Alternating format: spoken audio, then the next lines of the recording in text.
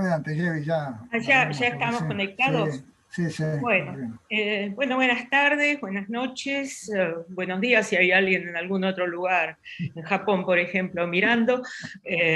Esto de la virtualidad nos permite estar conectados de maneras insólitas, pero bueno, aquí estamos. Y para mí, y para el IDES, esta es una ocasión muy especial, porque es un debate a partir de artículos de la revista Desarrollo Económico, una revista que se publica desde el IDES, desde antes de la existencia del IDES, unos meses antes. En realidad la revista empezó unos meses antes de que se conformara el Instituto de Desarrollo Económico y Social, allá por 1960. La revista creo que empezó en 59.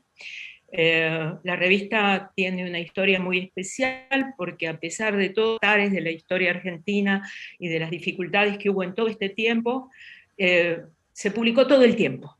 Dictadura, no dictadura, crisis económica, no crisis económica. Hubo épocas en que se atrasó la publicación unos meses, pero es la revista de ciencias sociales que ha permanecido en la Argentina a lo largo de todo este periodo, con autonomía, porque el IDES es una institución autónoma, la llamamos pública, no estatal, o sea, es una asociación civil, y la verdad es que el año pasado habíamos pensado, al cumplirse 60 años del IDES, todo un año de conmemoraciones, festejos, debates, discusiones, y todo eso quedó medio en el aire.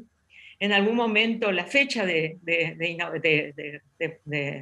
creación del IDES es noviembre de 1960, y dijimos, bueno, vamos a seguir hasta noviembre de 2021, hacer un año largo, hagamos cosas distintas, y es entonces un enorme placer y una actividad sumamente importante la que Luis y todo el equipo editorial de la revista, que a su vez como equipo editorial es autónomo del IDES, ¿no? O sea, el IDES, la institución IDES poco tiene que ver con la gestión de la revista,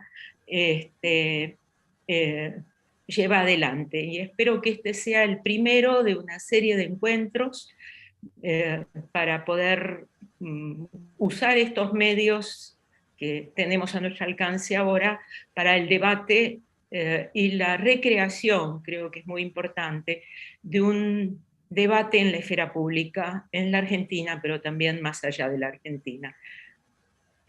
Bueno, gracias Luis, y gracias Roy, y gracias a todo el equipo editorial por esta iniciativa. Muy contenta desde la institución de poder llevar adelante esto. Gracias, Jevi. Nosotros también contentos con esta primera actividad, que esperamos sea, como decía el cartelito, el primero de un ciclo. Durante algunos años, en la larga historia, hubo este tipo de cosas de manera un tanto más irregular. Trataremos de regularizarlo y también ser un mecanismo de difusión de ideas más allá de la que, bueno, iba a decir el papel, pero ya no es el papel, porque también desde el año pasado la revista tuvo una transformación importante, es exclusivamente digital y es abierta, también sufrió algunos cambios, va a publicar en inglés también, va a tener la posibilidad de publicar en inglés. Y bueno, y esto también lo vemos como un medio para poder difundir la revista, así que les agradezco muchísimo a Martín, a Silvia, a Eugenia, que han tenido la amabilidad de aceptar esto, y yo diría que ya comenzamos, ¿no? Entonces, la idea es que en 45 minutos Martín y Silvio nos expongan el trabajo recientemente publicado en la revista. Martín es investigador principal del CONICET y profesor titular de la Universidad de Quilmes y de la UBA. Tiene publicado numerosos artículos y revistas sobre regulación, estructuración y concentración de los medios y TICs, y es doctor en Ciencia de la Información de Barcelona y licenciado de Comunicación de la UBA. Silvio es también doctor en Sociología de la Universidad de California y licenciado en Sociología de la Universidad de Buenos Aires, y él está ahora en Washington, es profesor de la Escuela de Medios y Asuntos Públicos de la George Washington University, y es autor también de numerosos libros, artículos sobre periodismo, política y comunicaciones. Fue editor de revistas como el Journal of Communication, y es fellow de la International Communication Association, así que tienen los oropeles como para que se reflejan en la calidad del artículo, por lo menos desde nuestra perspectiva, y que nos ha llevado a plantear que era un primer muy interesante artículo para poder discutir. Así que Martín, adelante. Bueno, muchas gracias Luis y al resto de las colegas y de los colegas. Con Silvio no se preocupen porque vamos a intentar ser un poco más breves que los 40 minutos que mencionó Luis. El artículo está, digamos, para lectura, por supuesto, y para crítica y comentarios disponible. Y nos interesa, por supuesto, mucho escuchar las palabras de Eugenia, y después si hay preguntas o debate, con mucho gusto. Vamos a la siguiente. Este es el título, ¿no?, de nuestro artículo, la necesidad de repensar la ortodoxia de la libertad de expresión en la comunicación digital. No fuimos muy originales, o sea, tratamos de ser muy literales, digamos, en la elección del título. Vamos, Silvio, si se puede, a la segunda. Bueno, digamos, yo diría que el argumento central de nuestro artículo es discutir las limitaciones que tiene el abordaje clásico, el abordaje canónico sobre libertad de expresión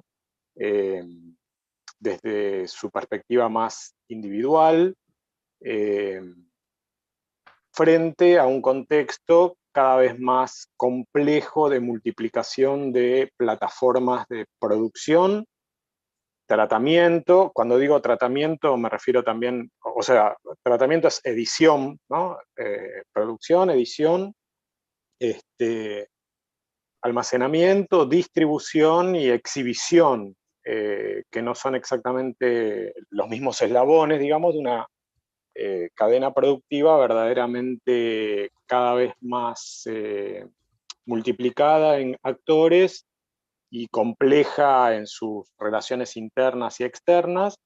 Ese es el principal argumento, digamos, discutir esas limitaciones, lo que a nuestro juicio son esas limitaciones. No proponemos un enfoque superador, sería de nuestra parte, digamos, bastante poco modesto pretender hacer una empresa como esa, pero sí planteamos algunas sugerencias o ideas a modo de conclusión del artículo. Localizamos, nuestro artículo lo escribimos en el contexto de la pandemia y nos parece que la pandemia es interesante como contexto histórico para problematizar las concepciones o las eventuales limitaciones a la concepción del derecho a la libertad de expresión. Junto con la pandemia, o casi inmediatamente después de la declaración del reconocimiento de que COVID es pandemia, vieron que la OMS acuñó este neologismo muy ambiguo, por cierto, de infodemia. Entonces, digamos, la proliferación de discursos, narrativas, campañas de información y también de desinformación estuvieron a la orden del día en lo que llevamos ya de año y medio de pandemia, y a nuestro juicio ponen sobre la mesa numerosos déficits de la concepción tradicional de la libertad de expresión para entender el contexto actual, digamos que son obviamente previos, son limitaciones previas a la pandemia, pero que se expresan de manera más descarnada en este contexto, como la circulación de información falsa, de teorías conspirativas, intentos de desinformación por parte de actores políticos, campañas de desinformación por parte de actores políticos, organizaciones sociales, empresas privadas, tergiversación malintencionada de datos, el permanente uso político de datos, y bueno, una variedad de grupos que toman la palabra y que rechazan argumentos científicos o empíricamente comprobables sobre el cuidado de la salud en este contexto, ¿no?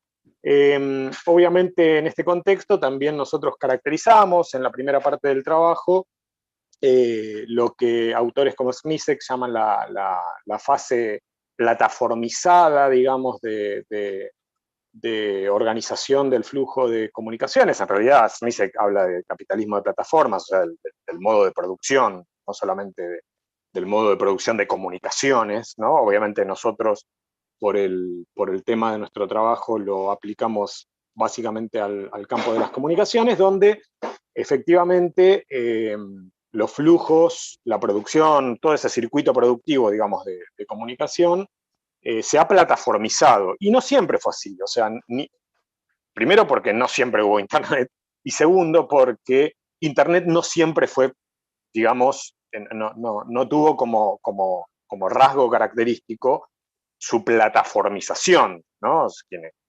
Quienes somos ancianas y ancianos, y creo que casi todos, excepto probablemente Eugenia en esta reunión, sabemos que hubo una Internet que no, bueno, en fin, donde no existían las plataformas como existen hoy, donde no era personalizado los flujos de comunicación, en fin. Entonces, esa plataformización de Internet coloca a la labor de las plataformas digitales, de las empresas dueñas de las principales plataformas, coloca, digamos, una nueva etapa en la organización de estos flujos de comunicación, y en parte, en una primera parte del trabajo, nosotros caracterizamos esa etapa, ¿no? Vamos a la siguiente diapo. En ese marco es que enfatizamos la labor editorial que realizan las plataformas. Este es todo un tema central hoy por hoy del debate del estado del arte, digamos, en materia de regulaciones y caracterización, diagnósticos sobre Internet y sobre el protagonismo de las plataformas digitales. O sea, desde nuestra perspectiva, ya la propia programación algorítmica o la propia programación de códigos, en esencia, literalmente, digamos, es una labor editorial de contenidos porque determina el lugar de los contenidos, determina la prioridad de los contenidos, su mayor o menor exposición, los elementos gráficos e icónicos que acompañan a las piezas de contenido, la eventual reiteración de los contenidos, las advertencias que en muchos casos acompañan o complementan esos contenidos. Es decir, que nosotros defendemos en el texto la idea, digamos, de que las plataformas son actores con función editorial, pero además también planteamos que existe censura privada, es decir, que, digamos, en este sentido también discutimos que es falso que solo exista censura cuando interviene el Estado. Lo hacemos, digamos, obviamente desplegamos argumentos, planteamos casos para ilustrar nuestra posición, y sobre esto hay también, digamos, una tradición normativa en la que nos apoyamos. Hay digamos, por ejemplo, una famosa opinión consultiva de la Corte Interamericana de Derechos Humanos del año 85. O sea, bueno, en fin, buscamos antecedentes para robustecer esta perspectiva. Y lo hacemos porque las regulaciones legales, sobre todo en Estados Unidos, que se invocan sobre la organización de los contenidos en Internet, que son regulaciones que son previas a la existencia de las plataformas digitales y a su cada vez más evidente función editorial, justamente soslayan esta función editorial. Entonces, el hecho de que esta función editorial sea ejercida de manera ciertamente opaca, discrecional, con criterios cambiantes para casos similares, o a veces para un mismo caso, incluso en una misma plataforma, por una misma compañía, también nos impulsa a discutir el lugar central que tienen estas plataformas. Vamos a la siguiente diapo. Y planteamos también un clásico en el debate sobre libertad de expresión, sobre el derecho a la libertad de expresión, que es, digamos, la desigualdad de recursos en el foro público. Lo hacemos obviamente apoyados en trabajos como los de Owen Fis, en donde obviamente en un contexto de sobreabundancia de información, ¿no? Entonces, señalamos la doble faceta del derecho a la expresión, la faceta individual y la faceta social. Planteamos que, bueno, privar a la sociedad de contenidos exige una reflexión y eventualmente, digamos, exige también legitimar y consolidar principios normativos sobre la necesidad, la conveniencia, la logística que supone privar a la sociedad de determinados contenidos. Digo esto cuando las plataformas ejercen esa función editorial o cuando bloquean cuentas, censuran determinados hashtags o temas de la conversación pública, remueven contenidos, etc., ¿no? Esto está en la construcción, digamos, yo diría en el corazón mismo de la construcción democrática en toda sociedad, que es bajo qué condiciones hay cosas que pueden ser dichas y cosas que no se toleran que sean dichas, ¿no? O sea, y en este sentido, la pregunta es si pueden los poderes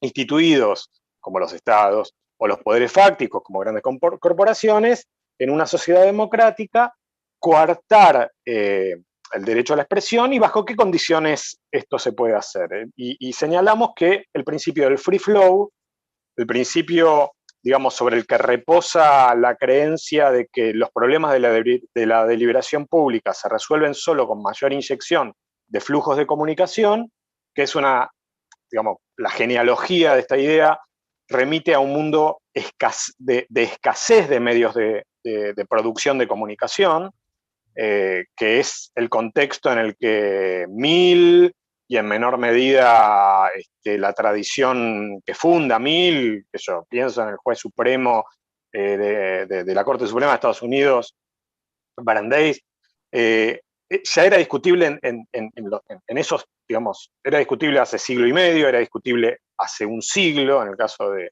Brandeis, pero es mucho más discutible en contextos de abundancia de medios de producción, ¿no? O sea, donde la concentración de los eslabones clave, diríamos, de la cadena productiva, como las plataformas de publicación, distribución y exhibición, están tan concentradas, y más aún en una etapa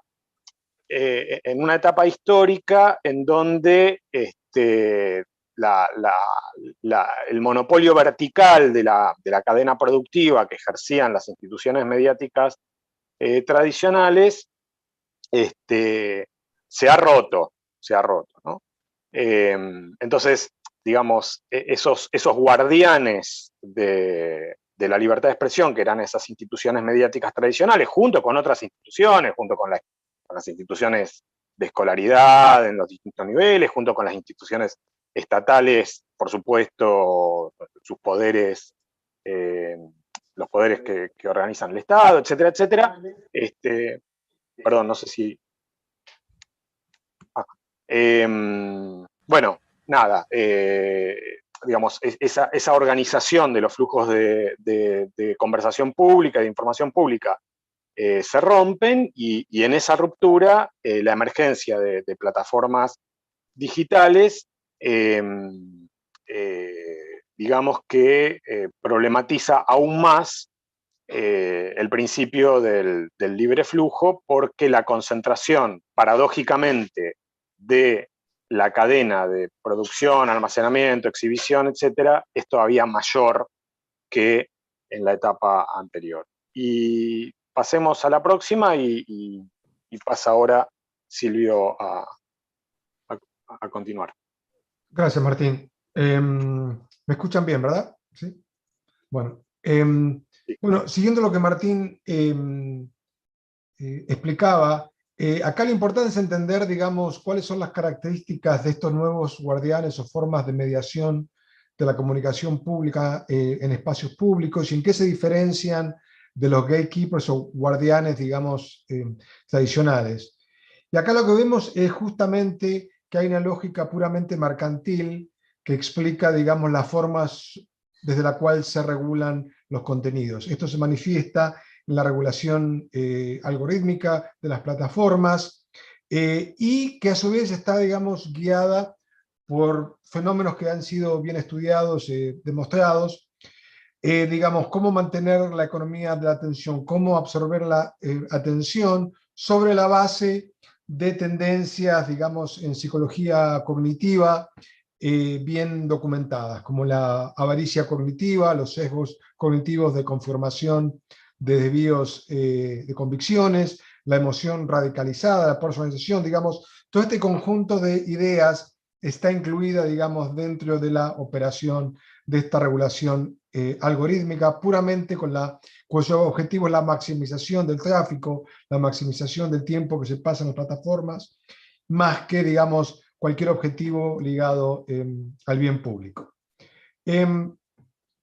Entonces, aquí lo que tenemos es esta función editorial de las plataformas que Martín mencionaba. Y es importante recalcar esto porque las plataformas han sido reacias a reconocer, y lo siguen siendo, que tienen un rol fundamentalmente editorial. De hecho, la retórica que sale de Silicon Valley permanentemente trata de eludir esto, que son reguladores de contenido, que toman decisiones editoriales y manifiestan una preferencia por un discurso más que son promovedores de conversación o de diálogo, digamos, ese tipo de discurso. Un tema fundamental aquí es la inmunidad legal que las compañías tienen. Esto ha sido documentado varias veces. Y aquí, digamos, está el meollo de esta cuestión, que es el hecho, digamos, que las plataformas no son responsables legalmente por el contenido, digamos, que es subido, con algunas excepciones.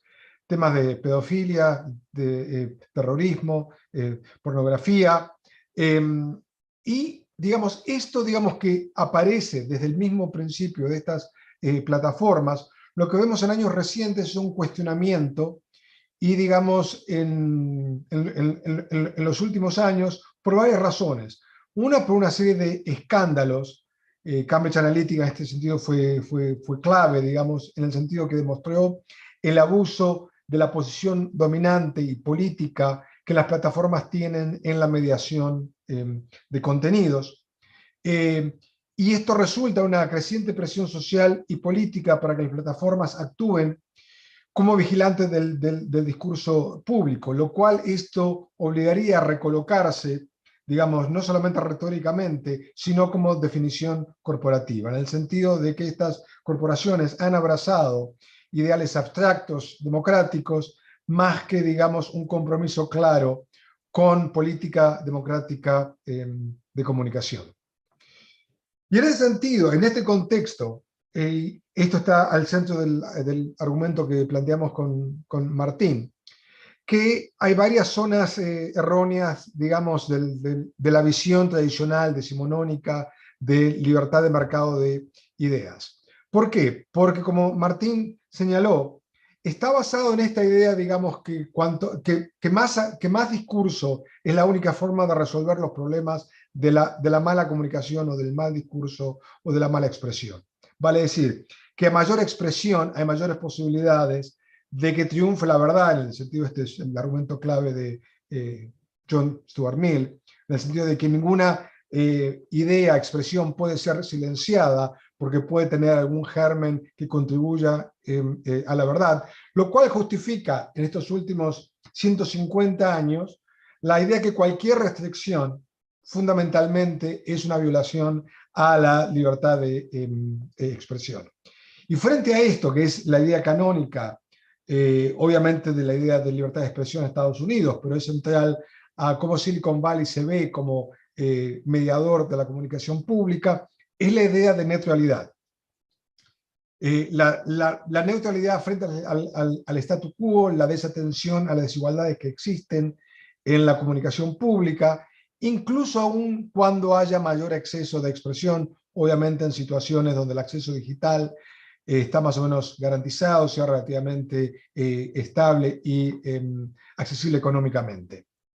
Pero aquí lo que vemos es justamente esta idea de que el mercado, estas plataformas, tienen un enorme poder de censura, lo cual vuelve a confirmar que la censura no es un atributo exclusivo del Estado, sino que también existe en el mercado. Y el problema que vemos aquí es que esta idea del contradiscurso no alcanza a resolver los problemas de la comunicación en la era digital.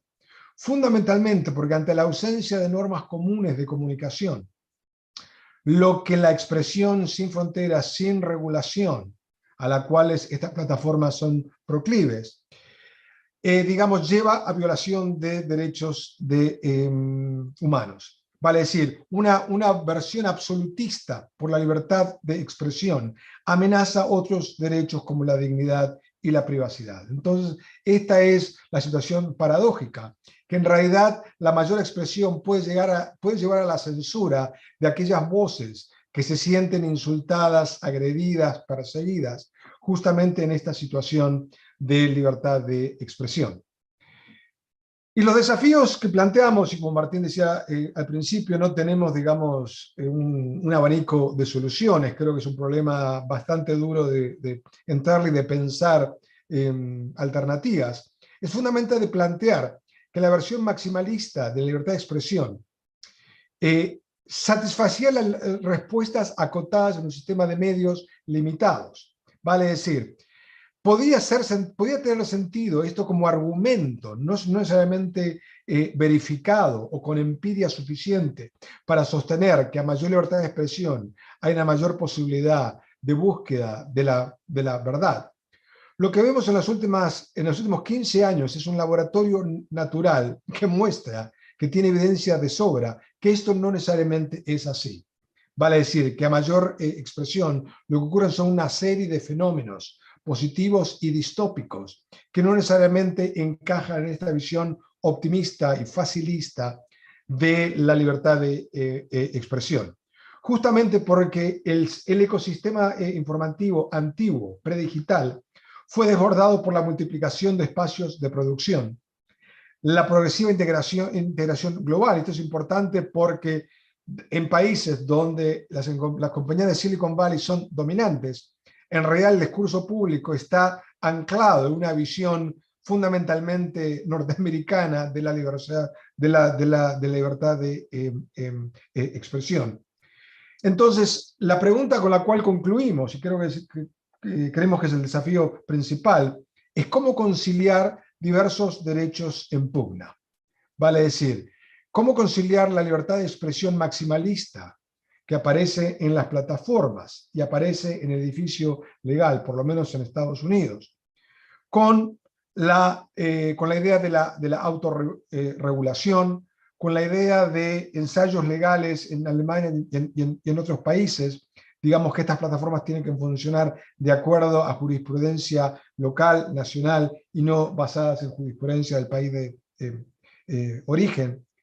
Y justamente lo planteamos como un desafío porque creemos que no hay respuestas obvias frente, digamos, a estos desafíos que están planteados aquí. Concluimos acá y pasamos a Eugenia. Muchas gracias.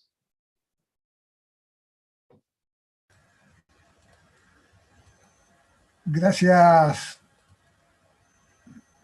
Silvio.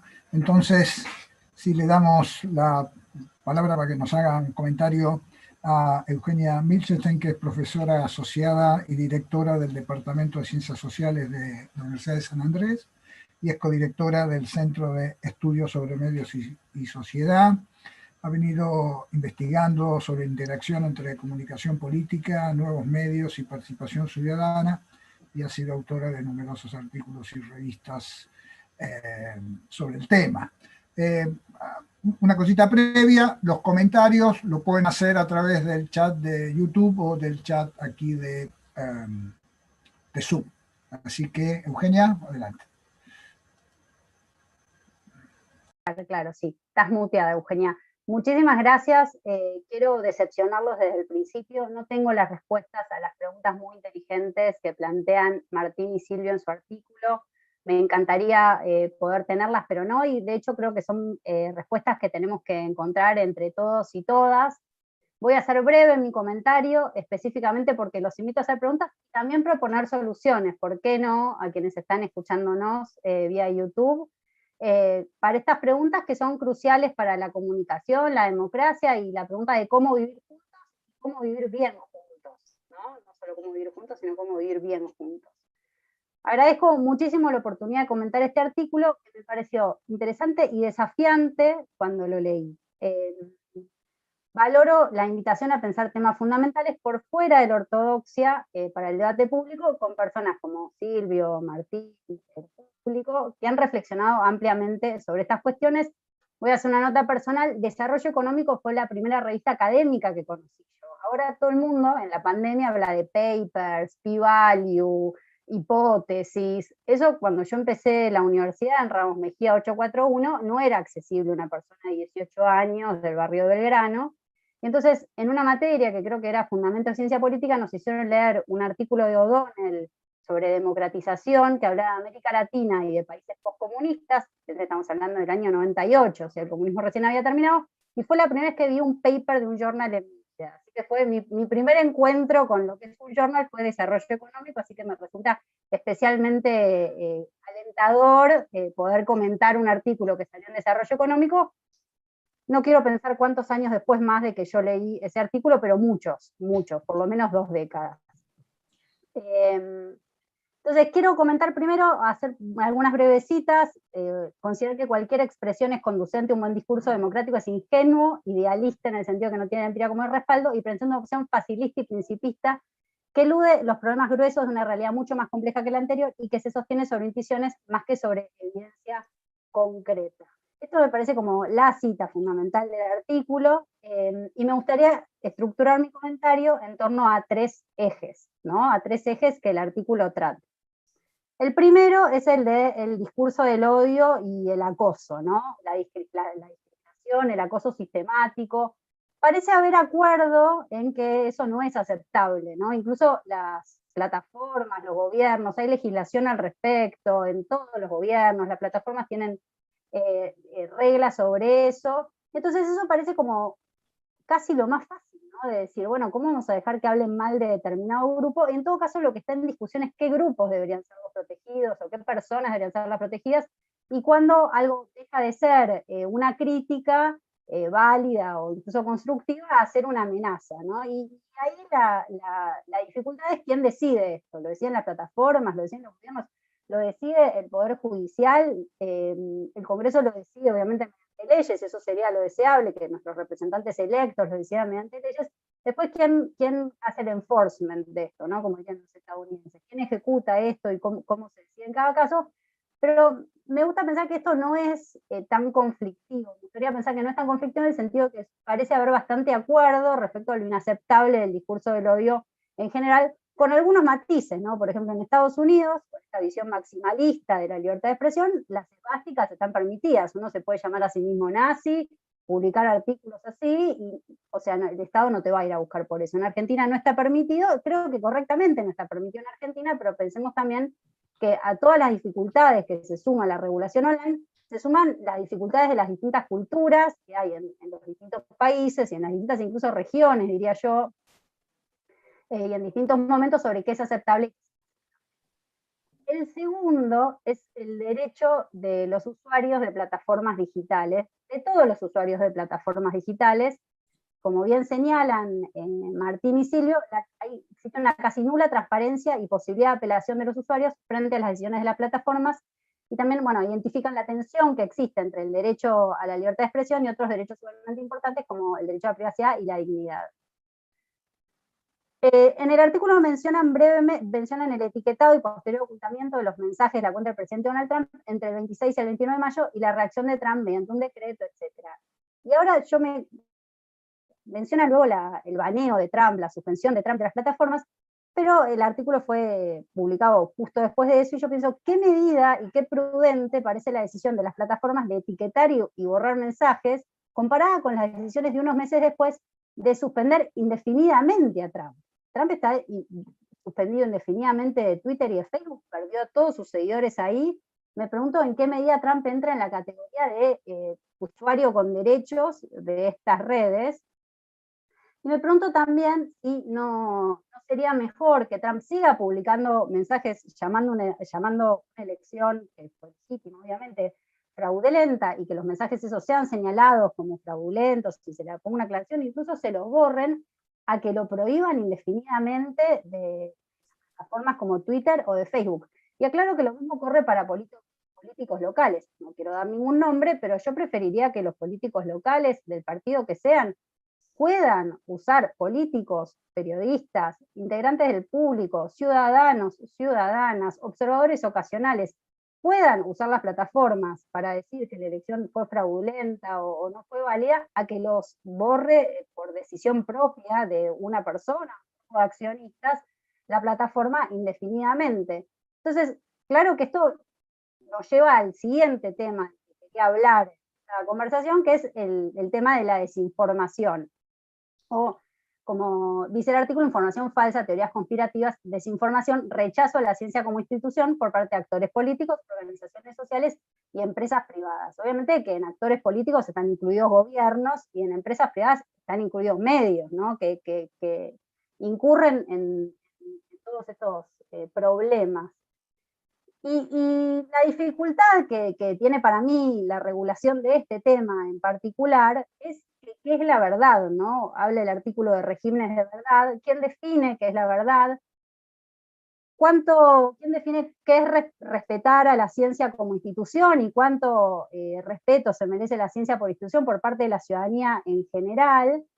¿Y cuánto excede este problema en las plataformas? Y tiene que ver con una desconfianza, bueno, que ya había señalado Ulrich Beck, yo no estoy diciendo nada nuevo, una desconfianza de los expertos, bueno, Luhmann también, digo, esto es novedoso, de los expertos en general, en un momento en el que solo podemos confiar en expertos, o sea, ¿quiénes pueden resolver nuestros problemas? Los expertos, en quienes no confiamos en los expertos. Entonces, no sé si este problema, solo de las plataformas, es un problema social que las excede.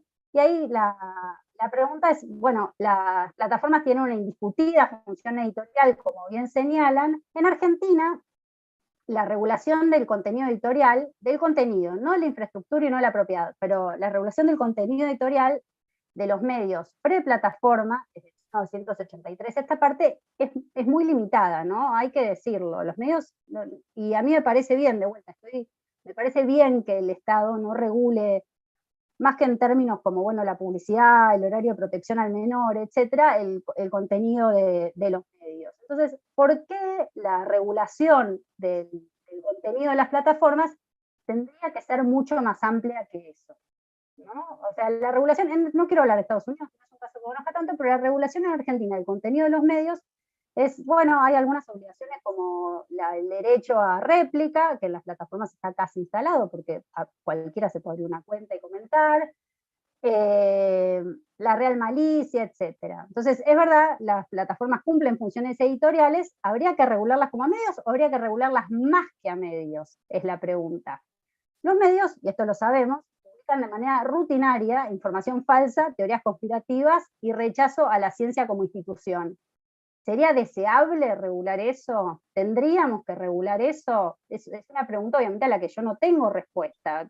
Lamento nuevamente decepcionarlos, pero lo avisé desde el principio. Y antes de pasar a las preguntas, me gustaría pensar, el artículo parece hablar de un momento pre-plataformas, no especificado en el tiempo, en el que estas cuestiones estaban más resueltas. Y solo pensando en una cosa muy visible en el último tiempo, es que ¿quiénes podían hablar en ese momento? ¿Quiénes tenían derecho a la palabra pública? Era más fácil regular porque había menos gente que hablaba, es lo que dicen desde Mills, desde Brandeis, etcétera.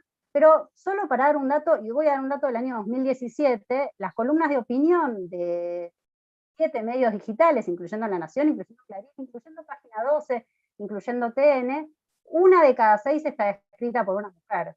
En el año 2017, no hicimos esta investigación en 2005, pero imagino que daría similar o incluso peor. Hasta hace 15 años los medios llamaban al femicidio crimen pasional.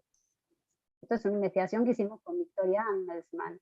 Y el movimiento feminista y las mujeres en general, incluso quienes no son parte del movimiento feminista, las mujeres en general, encontraron en las redes una manera de hacer oír su voz. Obviamente que no solo en las redes, el movimiento Ni Una Menos no surgió en las redes, surgió un montón de organizaciones feministas que existen de antes. Pero la convocatoria, la masividad, la visibilización de eso no se dio a través de los medios tradicionales, se dio a través de internet, de las redes, de redes obviamente preexistentes, ¿no? El movimiento feminista también es gente que está en la calle y que se organiza en la calle y en el mundo de los átomos, no solo en el mundo digital. Entonces, cuando pensamos en que antes esto era más fácil, yo me pregunto si no era más fácil porque había más gente excluida. No solo mujeres, ¿no? Pensemos en minorías étnicas, pensemos en grupos de personas con capacidades distintas. Entonces, ¿cuál es el trade-off? O sea, ahora hay mucha más gente que habla y eso es mucho más difícil de regular porque se produce más contenido, se produce por segundo más contenido del que sería factible regular, ¿no? O sea, por definición los reguladores van a ser menos que los productores de contenido, pero si no estamos tal vez inventando o idealizando un pasado que no era igual de provechoso para todos. Yo no quiero con esto negar para nada la importancia de estas preguntas y las dificultades que existen ahora, y una pregunta que es más vieja que la humanidad, que es desde ya que hay que regular esto, bueno, ¿quién va a controlar a los que nos controlan? ¿Quién va a custodiar a los custodios?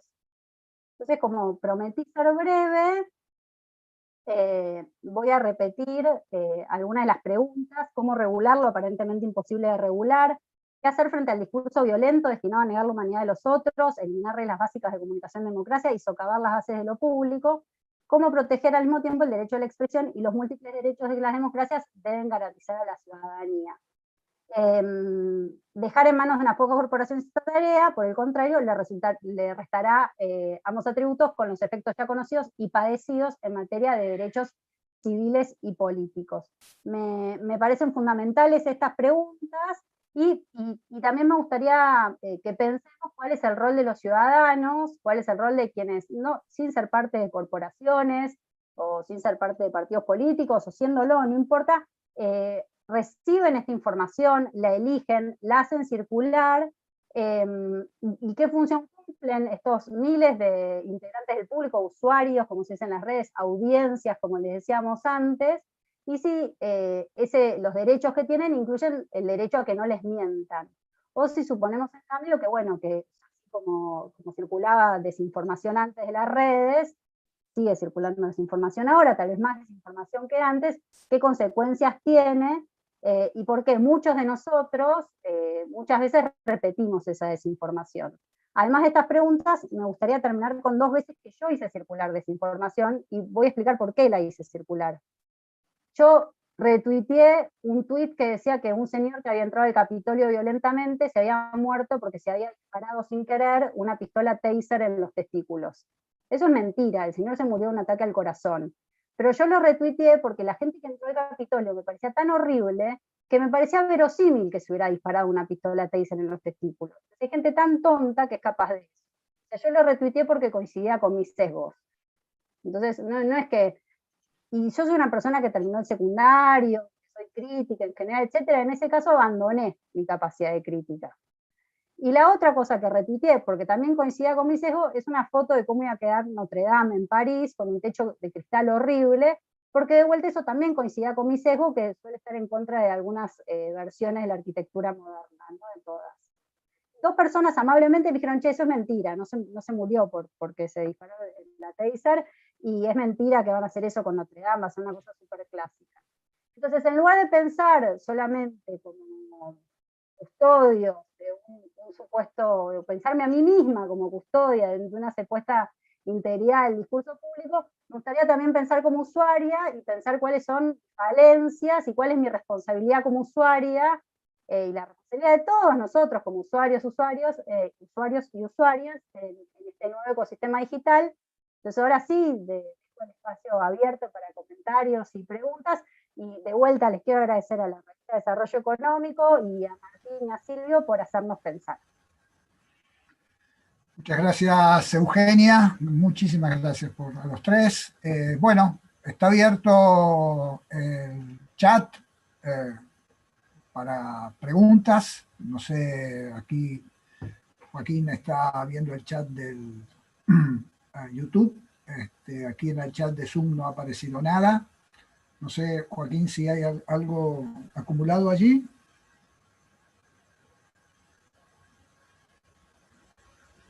Pero también me intriga qué piensan Martín y Silvio de lo que dije. No, después le vamos a dar, sí, por supuesto, después le vamos a dar la palabra. No termina acá, no. Lo que pasa es que, aprovechemos a ver si hay alguna intervención, alguna pregunta, y Martín y Silvio empaquetan, contestan. Pero, Joaquín, ¿hay alguna pregunta en el YouTube?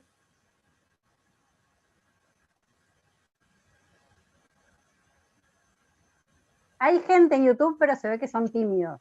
Sí, que hay gente, pero no.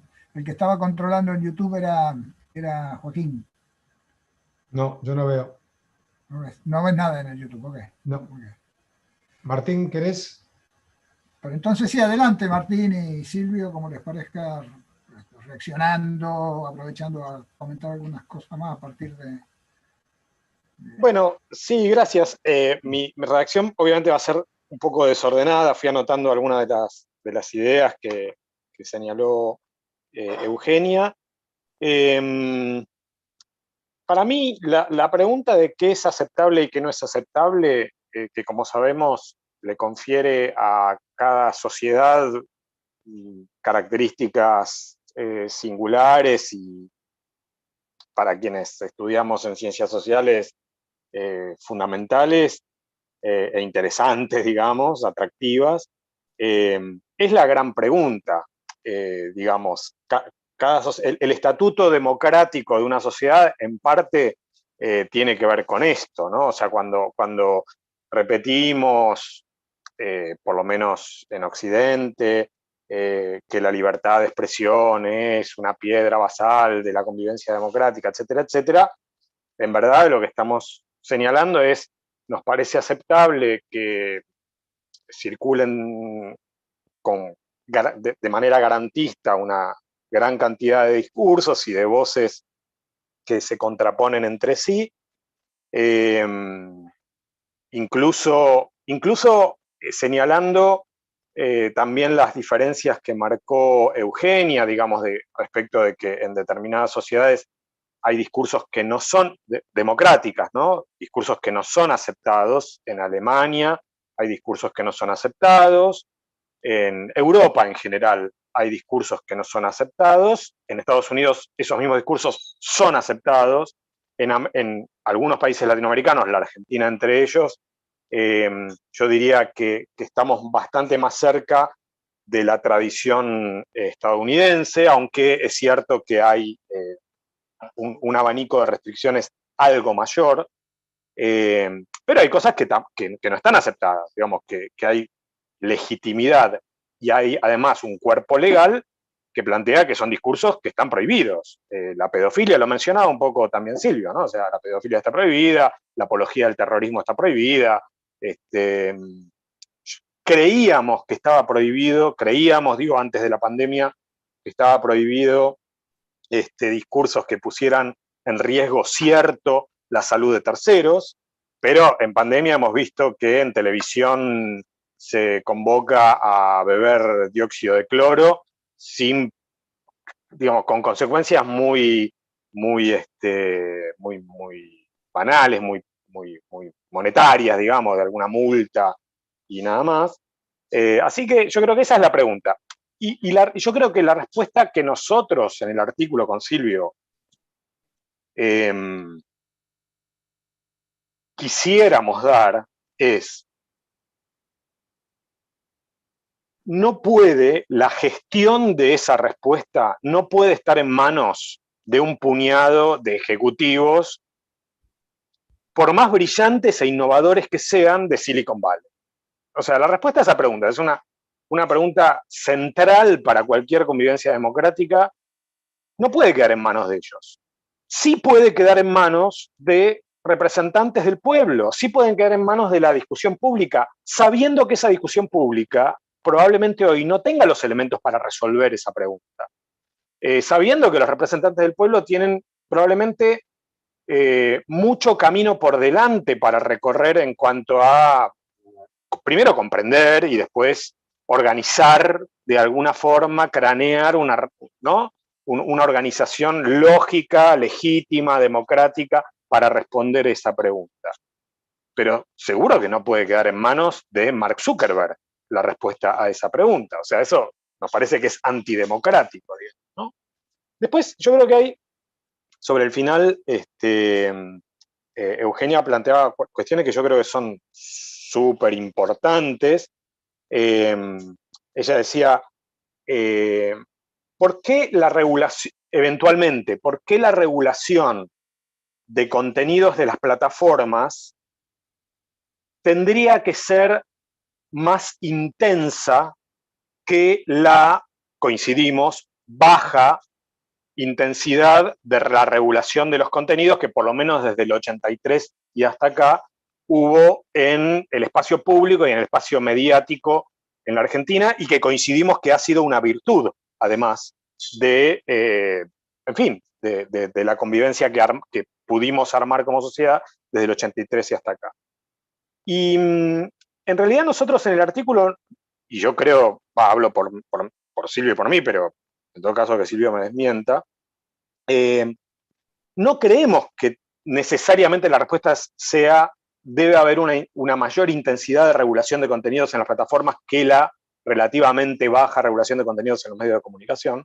No creemos que esa sea o por lo menos no es nuestra posición, pero sí entendemos algo con lo que la asociación de ideas que fue haciendo Eugenia, la propia Eugenia me parece que respondió, que es el filtro elitista del sistema en el sentido de Luhmann, digamos, que mencionaba la propia Eugenia, ¿no? O sea, el filtro elitista sistémico del estamento político, del estamento mediático, antiguamente, o sea, previo a la irrupción o a la masificación de Internet, regulaba de facto, no legalmente, de facto, regulaba determinado tipo de ideas o determinado ambiente de posiciones y discursos, porque controlaba su exhibición masiva.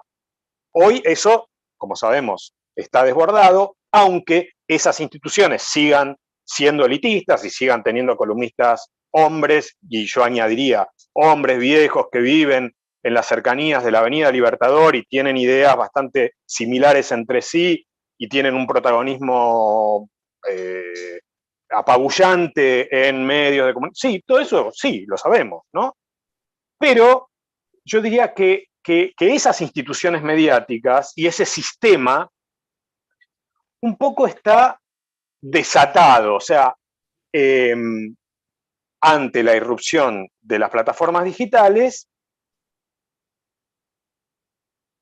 y opera con un sesgo antielitista, también como patota. Antes no se permitía a sí mismo, porque era consciente del elitismo y de la función social que cumplía, no se permitía los desbordes que se viene permitiendo, por lo menos en los últimos años. Entonces, lo que tenemos es tipos que son conductores o primeras plumas columnistas de los diarios de referencia o de los medios de referencia, o conductores de los programas de televisión de referencia, el prime time, etcétera, etcétera, que además son trolls, o sea, en el sentido literal de la palabra troll, ¿no? O sea, en el sentido de son patoteros en el discurso público, no anónimos, o sea, con nombre y apellido, en ese sentido el anonimato es bienvenido en muchos casos. Y entonces, ese desfase, yo creo que es parte del ecosistema actual. Y esas voces no son iguales a las voces de la contraargumentación que podría ensayar un ciudadano de a pie o un ciudadano anónimo si tiene miedo de tener alguna represalia por su participación en el debate público, ¿no? Entonces, yo creo que ahí hay parte de la respuesta de lo que la misma Eugenia preguntaba. Perdón si me extendí mucho. No, coincido con todo lo que Martín dijo. Muchas gracias, Eugenia, por tus comentarios, tus preguntas. Creo que no presentamos una versión, digamos, pseudo romántica del pasado. De hecho, somos conscientes de los problemas y hemos escrito de los problemas que existían y que siguen existiendo, digamos, con el orden industrial de la información y de la comunicación. Pero si no, más que nada planteamos el interrogante de, frente al rol preponderante, dominante, global, que tienen un manojo de plataformas, aliadas con una versión profundamente mercantil y desprovista totalmente de cualquier idea del bien común, no hay soluciones fáciles. Lo que sabemos, por ejemplo, ya sea vemos el tema de discurso del odio o desinformación, digamos que las plataformas mismas son profundamente porosas, que cualquier respuesta frente a eso, frente a la desinformación, con los fact-checkers, o con cualquier otro tipo de estrategia, la alfabetización digital, respuestas legales o sociales frente al discurso del odio, tiene un impacto relativo, en parte porque el sistema ecológico es profundamente poroso, el sistema, digamos, digital. Lo que desaparece de Twitter aparece en otro lugar. Lo que desaparece de un grupo cerrado de Facebook aparece en otro grupo de Facebook. Entonces es justamente esta situación, digamos, de que no tenemos respuestas claras, cómo, digamos, fomentar, o que estas plataformas sean utilizadas para fomentar, si queréis, valores comunicativos democráticos, y no solamente un caos en una abundancia democrática, con los fenómenos distópicos que bien reconocemos. Y el otro es, digamos, que lo que aparece a través de estas plataformas son fenómenos que eran impensables, digamos, en el viejo orden mediático, vale decir, acciones de odio y de desinformación, en las cuales se forman coaliciones, si querés, de grupos desde el Estado, grupos políticos, pero profundamente de la ciudadanía, informado, mal informado, como quieras, digamos que activan, digamos, esta idea de lo que Martín hablaba, de la patota que aparece, digamos, profundamente extendida. Y estos son fenómenos, digamos, frente a los cuales no hay respuestas. Y el otro tema es que si uno lee las plataformas, digamos, las guías de uso de las plataformas, uno puede coincidir con algunos de estos principios. El problema es la implementación errática, opaca, digamos, todo lo que Martín mencionaba al principio, reactiva cuando está en medio de una crisis de relaciones públicas, no es un compromiso con las ideas que ellos mismos han decidido son las ideas fundamentales de las plataformas. Y creo que el escenario queda abierto sobre posibles respuestas. No sé si saben que Reporteros Sin Fronteras inició un juicio contra Facebook en Francia, acusándolo, digamos, de no garantizar un servicio seguro en la misma plataforma. Entonces, utilizando el derecho comercial, que en realidad Facebook miente cuando promueve o ofrece un servicio seguro. Y creo que lo que estamos viendo es un ejercicio de la imaginación, de la innovación, tirar cualquier tipo de estrategia para ver si es posible, digamos, yo no diría organizar o regular, digamos, sino ofrecer alternativas frente al escenario actual, considerando que no tenemos recetas viables, efectivas, frente a este cúmulo de problemas, ¿no?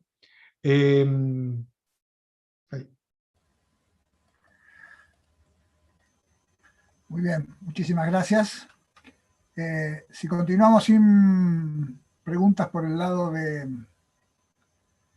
YouTube, aquí no tenemos ninguna pregunta. No sé si quienes estamos en Zoom queremos hacer alguna pregunta. Nos pueden hacer preguntas por Twitter también. Si el público está ahí y nos quiere preguntar por Twitter, les contestamos después. Yo contesto todo en Twitter.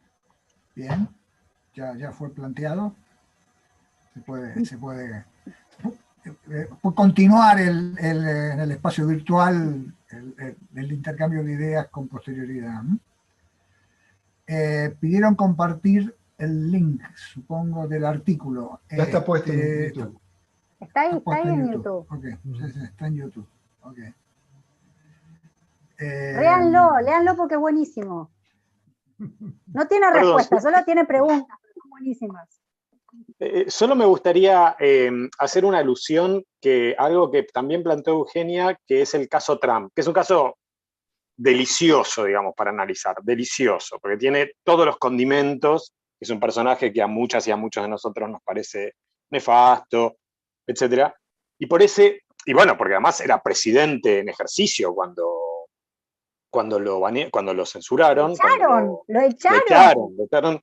Y como decía Eugenia, indefinidamente. Y ahí hay otro capítulo, que es el capítulo de la autorregulación de las plataformas, con esta junta de supervisión que creó el año pasado Facebook, que en el análisis del caso concluye que la suspensión indefinida o esta expulsión indefinida, bueno, no parece lógica de acuerdo a los términos y condiciones de la propia plataforma, de la propia Facebook, parece como desmedida, desmesurada, ¿no? Y yo creo que ahí, de nuevo, o sea, lo que tenemos es un ejemplo claro de lo que, bueno, en el artículo justo nosotros habíamos terminado y entregado el artículo cuando sucedió esto. Es una pena que no lo hayamos tenido para analizar más, pero bueno, se veía venir un poco ese desenlace en el sentido de que no puede quedar a criterio de una compañía el retiro de un representante de una corriente de opinión, sea o no sea presidente. Yo coincido también con esto que decía Eugenia, o sea, bueno, así sea el representante del partido trotskista, etcétera, posadista, ¿no? O sea, no me importa, tiene derecho a dar, siempre y cuando, por supuesto, no emita contenido, por ejemplo, que ponga en riesgo a las instituciones, que es el argumento que usó Facebook, Twitter y YouTube o Google para banear, para retirar, para remover a Trump. Ahí el problema es quién decide que ese contenido efectivamente era golpista o ponía en riesgo a las instituciones. Yo en lo personal, por lo que vi, por lo que vimos en esos días, diría que sí. Pero ¿no es acaso el Poder Judicial quien tiene que decidir eso? ¿No es el Poder Judicial que tiene que emitir, digamos, una orden cautelar que diga, mire, por ahora se suspende esto, vamos a analizar el fondo de la cuestión, que no debe ser sencillo tampoco de determinar? ¿No es el propio Congreso estadounidense el que tiene que decir, mira, si hay un presidente en ejercicio, nosotros somos los que tenemos eventualmente que cortar o limitar el ejercicio del poder porque se está haciendo desmedido, poniendo en riesgo la institucionalidad, etc.? Entonces, me parece que la gran cuestión es con qué reglas funcionan y también, digamos, cuál es el poder instituido que le otorga a estas plataformas esa capacidad de remover del espacio público determinadas voces. Eso es peligroso. Digamos, el caso Trump es muy ilustrativo, pero ha habido, que ya en Myanmar, un golpe de Estado en donde a los que se oponían al golpe de Estado denunciaban violaciones a los derechos humanos, también los banearon, o sea, los prohibieron, quiero decir. Entonces, digamos, hay situaciones y no vale para estos últimos el argumento, para mí, tramposo de que, bueno, pero Trump tiene otras maneras de llegar a la sociedad, no es necesario que esté en Facebook. Es un argumento que también se usaba mucho en la época de los medios tradicionales, ¿no? O sea, bueno, podés comprarte un cajón de verduras y pararte en la esquina o en la plaza del barrio a decir tu verdad, así que no te están censurando. Bueno, ese es un argumento que en fin, nada, mencionábamos a Fis, hay toda una tradición que lo discute mucho. Pero acá hay una cosa, digamos, que creo que operamos sobre la base cuando usamos Google, Facebook, Twitter, que son espacios públicos cuando en realidad son espacios privados. Nosotros los públicos globales los convertimos en espacios públicos, pero son fundamentalmente espacios privados. Y vivimos con la ilusión de que son espacios públicos.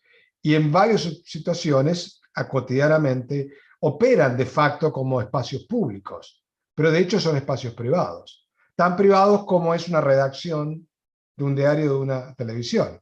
En el sentido que los criterios que se utilizan, que por lo general no son mucho más transparentes que los que usa Facebook o Twitter, son criterios con fines privados. El problema es justamente la dimensión y, si querés, la falta de competencia que hay frente a estas plataformas que nos recuerdan con sus decisiones, como la decisión con Trump, que son espacios privados y esta no es una plaza pública. Ustedes piensan que es así. Es como ir a un centro de compras, un shopping mall, y pretender que lo que pasa ahí es público. No, es público en el sentido que sigue siendo regulado por los intereses de la compañía que es dueña de ese espacio. El problema acá es la dimensión, la frecuencia del uso, la presencia insoslayable y conquistar todo espacio supuestamente público que tienen estas plataformas.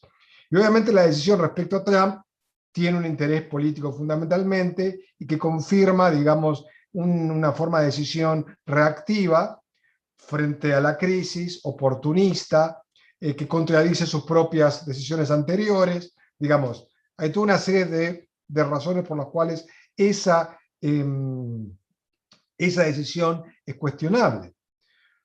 Pero, sin embargo, hay mucho para aprender a partir de esa decisión. Vale decir que Trump efectivamente desaparece de estos espacios supuestamente públicos, pero privados, desde que fue desregulado, digamos, desde que fue echado de la plataforma. Y eso no es menor, ¿verdad? Más allá que uno piense que eso sea positivo o negativo, pero eso muestra justamente el enorme poder desregulado que tiene no solamente Facebook, sino un puñado de personas dentro de estas plataformas que son plataformas globales. Por eso no es casualidad que no tengamos respuestas claras frente a esto. Por eso que la idea de desmonopolizar, que históricamente se utilizaba como una forma de diversificar la concentración de propiedad o de publicidad o de recursos, no sé exactamente, digamos, es interesante como alternativa y se está discutiendo eso, pero no es factible que vaya a resolver algunos de los problemas con los cuales estamos cotejando, que es la desinformación, el discurso del odio y otro tipo de, digamos, fenómenos tóxicos. Bueno, más allá de eso, Facebook, la corporación Facebook, que es dueña de Facebook, que es dueña de WhatsApp, es dueña de Instagram, debe ser dueña de otras startups que yo conozco, y ahí tal vez la desmonopolización o la desoligopolización podría ser una solución en ese caso. En el caso de la corporación Facebook, aunque Trump está baneado de Facebook, pero no está baneado de Instagram. Y después, un comentario que quería hacer al respecto es que la justicia podría pedirle a Trump que borre esos comentarios, podría pedirle que borre que agregue una rectificación, que le dé derecho a réplica, podría ponerle una multa, pero no podría borrarlo del espacio público a Trump. O sea, no hay ningún castigo penal que diga nunca más vas a poder hablar con nadie, ni para los presos. O sea, y bien hecho eso, no es una crítica. Entonces, lo que me resulta más raro del castigo a Trump es que efectivamente lo borraron, como dijo Martín y como dijo Silvio, del espacio público. Fue un poco aceptable, me parece que es eso, y lo poco que reaccionaron los estadounidenses, en parte porque muchos lo deben odiar, qué sé yo, no sé, no soy estadounidense y no quiero opinar sobre ellos, pero lo peligroso que es eso, y cómo yo estaría dispuesta a tolerar desinformación si eso permitiera que, por ejemplo, no sé, si Elisa Carrió quiere salir después de todas las elecciones a decir que hubo fraude, yo prefiero tener a Elisa Carrió diciendo que hubo fraude en todas las plataformas que la borren de todas las plataformas por una decisión corporativa. Entonces, pero también preferiría eso que la borren de las plataformas por una decisión de la justicia federal, no sé cómo decirlo. Entonces sí, realmente debería decidir la justicia, o deberían decidir los representantes legales. El problema es que decía digamos, poca gente. En la medida que vivís en un sistema de garantías, se supone, bueno, por supuesto, teóricamente, si lo tramita el Poder Judicial, hay un derecho a defensa que no lo puedes ejercer, que Trump no lo pudo, Trump y tantos otros no lo pueden ejercer, ¿no? No. De hecho, solo esto, para abonar lo que vienen diciendo Eugenia y Silvio, ayer mismo Trump dio de baja el blog que había abierto en mayo, en un solo mes.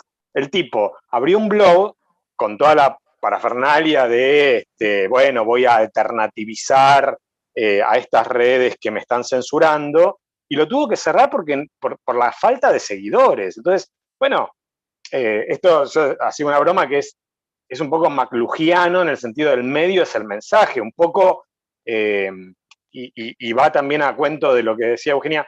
Yo no sé si en la eventual o utópica partición de Instagram, Facebook, WhatsApp, etcétera, porque, digamos, las plataformas tienen una economía con efectos de red en donde, digamos, eventualmente Instagram no pertenecerá más a Facebook, pero en el género Instagram va a haber una sola, y en el género WhatsApp, servicio de mensajería, habrá uno solo, así como hay un solo buscador, quiero decir.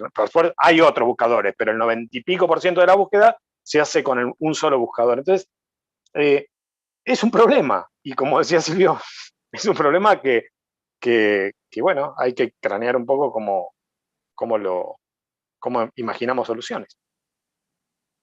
Y esperábamos respuestas del público, pero no. Están ahí, pero no nos proponen nada. Lo que pasa es que ha sido tan interesante el intercambio entre ustedes que, bueno, se extraña, obviamente, pero le hemos pasado bárbaro. Los que entendemos menos del tema y no... Pero la próxima es que sea con café, con medialunas. Es muy barato ahora hacerlo, ¿no? Porque es muy barato, pero o es muy caro, porque implicaría que habría que hacer un delivery a cada uno de ustedes. Pero la verdad que bueno, ahí estamos todos. Sí, tuvieron la mala suerte de que esto se inauguró en la pandemia, pero los vamos a invitar cuando haya alguna actividad que sea presencial, o a lo mejor a repetirla, ¿no? No sé, digamos, las preguntas a lo mejor después de un tiempo han encontrado o se van encontrando con sus respuestas. De verdad, muy, muy, sumamente interesante. La verdad que fue, Roy, creo que nos tenemos que congratular de haber elegido el artículo para hacer la presentación. Y por lo menos yo la pasé muy bien y aprendí un montón. El artículo me había encantado cuando lo leí. Y también una muy buena elección, Eugenia. ¿Puedo decir algo? Sí, todo lo que quieran. Pues. Adelante. ¿Puedo decir algo? Adelante. Bueno, no, creo que, o sea, no llegué a leer el artículo, de modo que no puedo hacer preguntas sobre lo que no leí. Es un tema que me interesa, porque hay todo un debate en los campos en los que yo me muevo, de los discursos negacionistas, de distintos tipos de negacionistas. Y tanto los debates sobre legislaciones, ustedes ponen mucho énfasis en sacar el tema de lo privado de Facebook y pasarlo al Estado o a las instituciones representativas, democráticas. Pero hay un fuerte debate también acerca de cuál es el lugar de esas instituciones democráticas representativas en estas políticas de control de discursos de odio, está claro, pero también de debates acerca del negacionismo histórico. ¿Hay algo en lo que ustedes han estudiado, en lo que ustedes han visto, que puedan comentar alrededor de esto? Porque la distinción entre las instituciones estatales y las instituciones privadas, como los Facebook y los Twitter, en este caso casi se rompe, ¿no? No sé si, Silvio, querés vos o... Anda, Martín. Una cosa previa, Elizabeth. Nosotros, digamos, por lo menos hasta donde creo que Silvio y hasta donde creo que yo tenemos acuerdo o idea más o menos clara de qué nos gustaría que suceda, no pensamos que estos problemas se solucionen con una ley, no. Sí creemos que los criterios generales sobre cuándo un contenido debe ser removido, cuándo no puede ser removido, cuándo una persona puede ser suspendida o eyectada de la conversación pública o cuándo no, que hoy son criterios que quedan bajo la regulación de facto solo de un puñado de ejecutivos o dueños de empresas, eso merece ser discutido en un espacio que sea lo más democrático posible. Y ese espacio, lo más democrático posible, no puede sustraerse del tipo de deliberación democrática que tenemos instituida en las sociedades democráticas, que es que hay, bueno, cada tanto procesos electorales que votan a gente, que yo. Eso no significa que nos parezca, o hablo por mí, o sea, que me parezca que determinado contenido deba ser permitido, abolido o suspendido o etiquetado. No. Esto en relación a los debates sobre negacionismo, cuyo conocimiento, en mi caso, es solo como lector pedestre, digamos, ¿no? Y en ese sentido, más bien lo que plantearía, y lo relaciono con algo que dijo Eugenia antes, es el estándar de los discursos que no están permitidos, que en la Argentina hasta ahora ha sido, desde el 83 y hasta ahora, quiero decir, ha sido un estándar laxo, yo lo mantendría como está. Es decir, jamás digamos, ni el artículo ni nosotros planteamos elevar ese estándar. Por lo tanto, más aún, diría, no hay derecho, en algún momento en la charla surgió esto de, bueno, el derecho de que no te mientan. No hay derecho a que no te mientan, no hay derecho a que no te ofendan, no hay derecho a una verdad única sobre nada, o sea, ningún derecho sobre eso. Sí hay derecho a no poner en riesgo la vida de terceros, eso es un derecho, ¿no? Entonces, cuando uno dice que si tomás dióxido de cloro te curás del coronavirus, bueno, resulta que eso puede matar gente, y mató gente. Entonces, no es lo mismo a decir, qué sé yo, no sé, el terrorismo de Estado empezó en el 24 de marzo del 76, empezó con la fundación de la AAA en el 74, o no sé, o sea, no es lo mismo. O sea, digamos, la valoración histórica o la valoración presente, digamos, es opinable y, como digo, mi opinión sobre eso es que los criterios son amplios y el Estado no tiene por qué meterse con eso. No es asunto de Estado.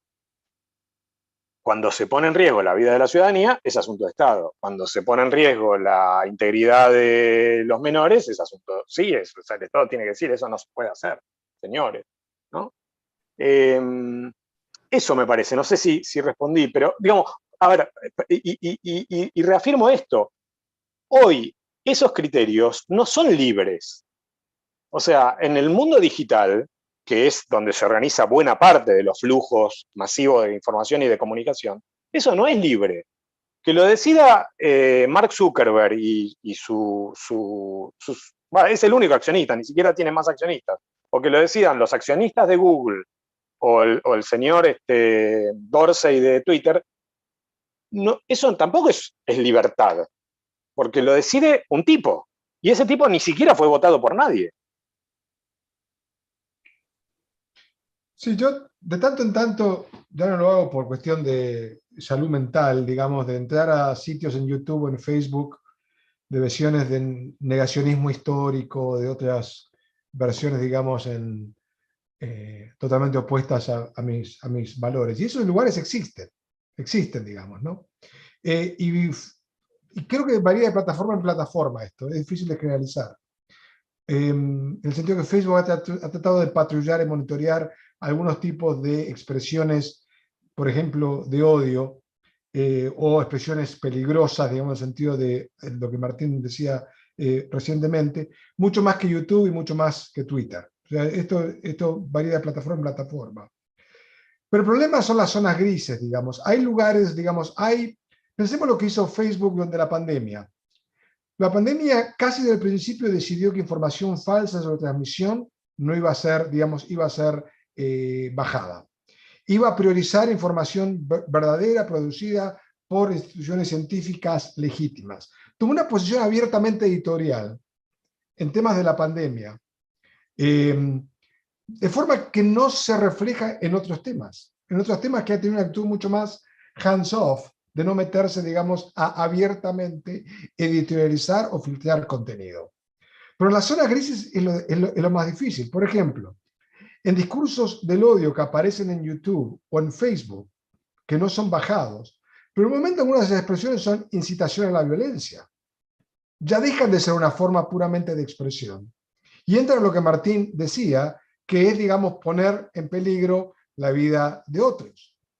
Y creo que el argumento que Facebook utiliza con respecto a Trump tiene que ver con esto de incitación a la violencia. No es solamente por haber dicho cosas que supongo que a los que estamos en esta mesa nos parecen aborrecedoras, digamos, son cosas opuestas, totalmente opuestas a lo que sentimos. Es porque empezaba a bordear temas que tienen que ver con la incitación a la violencia.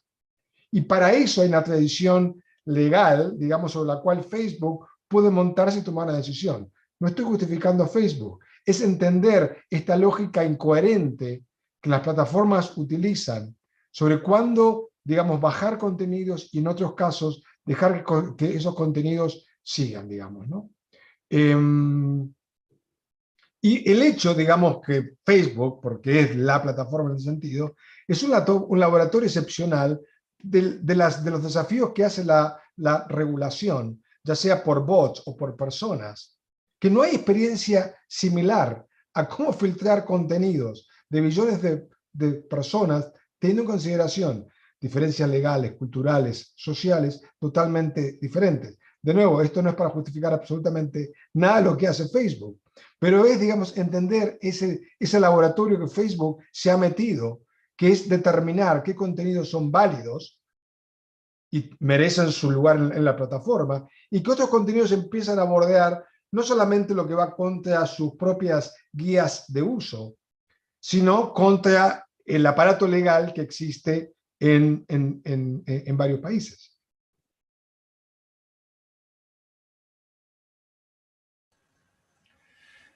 Muy bien. ¿Algo más?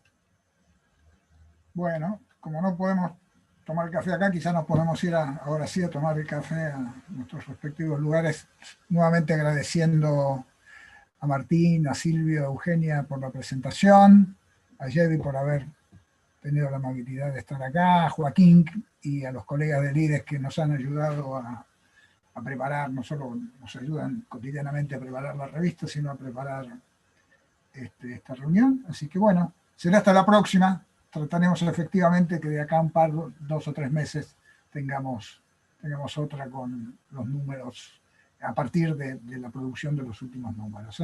Muchísimas gracias a todos. Muchas gracias. Muchas gracias. Bien, Hasta luego. Que les vaya muy bien. Placer. Hasta luego. Chao, gracias.